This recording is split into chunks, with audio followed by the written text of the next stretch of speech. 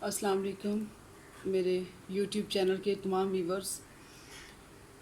سانحہ سیالکوٹ موٹر وے، یقین کیجیے اس واقعے نے دل کو ہلا کے رکھ دیا ہے.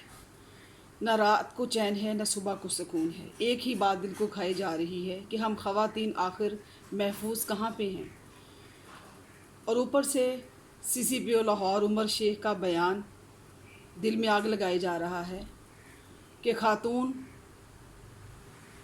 کو رات کے وقت سفر ہی نہیں کرنا چاہیے تھا. وہ اکیلی جا کیوں رہی تھی؟ وہ اکیلی گھر سے نکلی کیوں؟ عمر شیخ صاحب مجھے یہ بتائیے کہ جو ورکنگ ویمن ہیں وہ کوئی روزانہ پولیس کا اسکواڈ لے کر ساتھ تو نہیں نکلتی ہیں. وہ روزانہ اپنے گھر سے نکل کے اپنے کام کرنے کی جگہوں پہ جاتی ہیں. بہت ساری خواتین ایسی بھی ہیں، جیسے میرا تعلق رپورٹنگ سے ہے، میں اینکر پرسن بھی ہوں. ہمیں فیلڈ میں بھی کام کرنا پڑتا ہے. ہمیں بہت ساری ایسی جگہوں پہ جانا پڑتا ہے جہاں پہ شاید مردانہ وار کام کرنا پڑتا ہے اور کرنا بھی چاہیے. لیکن آپ کا یہ بیان کہ خاتون کو گھر سے رات کو نکلنا ہی نہیں چاہیے تھا، اور پھر اس کے اوپر یہ بھی آپ نے کہا کہ وہ خاتون جو اس حادثے کا شکار ہوئی ہے اس کا تعلق فرانس سے تھا، فرانس کی وہ نیشنل بھی تھی وہ خاتون. اور آپ کا یہ بیان کہ وہ خاتون فرانس سمجھ کر تو وہ گاڑی سے باہر نکل آئی اور وہ رات کو سفر کر رہی تھی. انہوں نے سمجھا تھا کہ وہ فرانس میں ہیں. سی سی پی او صاحب، آپ پاکستان کو گالی دے رہے ہیں. مطلب آپ کو اپنی پوزیشن کا اندازہ نہیں ہے کہ آپ کے پاس آپ کس سیٹ پہ اس وقت براجمان ہیں. اور آپ کا یہ بیان انتہائی مضحکہ خیز ہے کہ یہ کہنا کہ وہ خاتون نے پاکستان کو فرانس سمجھ لیا تھا. آپ اسلامی مملکت کو گالی دے رہی ہیں. آپ کو اندازہ ہی نہیں ہے آپ نے بولا کیا ہے.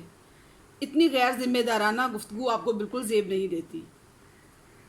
اگر آپ اس طرح کی گفتگو کریں گے تو پھر باقی اتھارٹیز کے اوپر تو ہمیں انا للہ پڑھ لینا چاہیے میرے خیال سے. اور آپ نے پریس کانفرنس میں یہ کہا کہ ہم 48 گھنٹوں میں ملزمان کو گرفتار کر لیں گے. 48 گھنٹے ہو چکے ہیں، کچھ نہیں پتا وہ کون لوگ تھے، کچھ نہیں پتا وہ کہاں سے آئے تھے. اور کیا ہمارا نظام اتنا خستہ ہے کہ ہم ان ملزمان تک پہنچ نہیں پا رہے؟ یا کیا وہ خاتون اتنی بے وقت تھی کہ ہم ضروری نہیں سمجھتے اس کے لیے وہ تمام ضروری لوازمات کرنا جن سے ملزمان کو جلد از جلد جو ہے وہ ٹریس کر کے گرفتار کر لیا جائے؟ کیا میں سمجھوں اس بات کو؟ مجھے بہت تکلیف ہے اس واقعے کی. میں سخت جو ہے وہ ذہنی کوف میں مبتلا ہوں، کیونکہ میں بھی ورکنگ ویمن ہوں. میں نے بھی یہ چیزیں میرے ساتھ بھی ہو سکتی تھیں، کیونکہ میں بھی موٹر وے پہ سفر کرتی ہوں. میں بہت دفعہ اسلام آباد گئی ہوں، میں بہت دفعہ ملتان جاتی ہوں، میں بہت دفعہ دوسرے شہروں میں جاتی ہوں اپنے آفیشیل وزٹس کے لیے. اور کئی دفعہ ایسا ہوا ہے کہ بچے میرے ساتھ ہوتے ہیں. اور ایک دفعہ تو ایسا بھی ہوا ہے 4-5 سالوں میں کہ میرے پاس بھی فیول ختم ہو گیا تھا. اس کی بڑی وجہ یہ تھی کہ میرے ذہن میں یہ تھا کہ آگے جو فیول پمپ آ رہا ہے میں وہاں سے فل کروا لوں گی.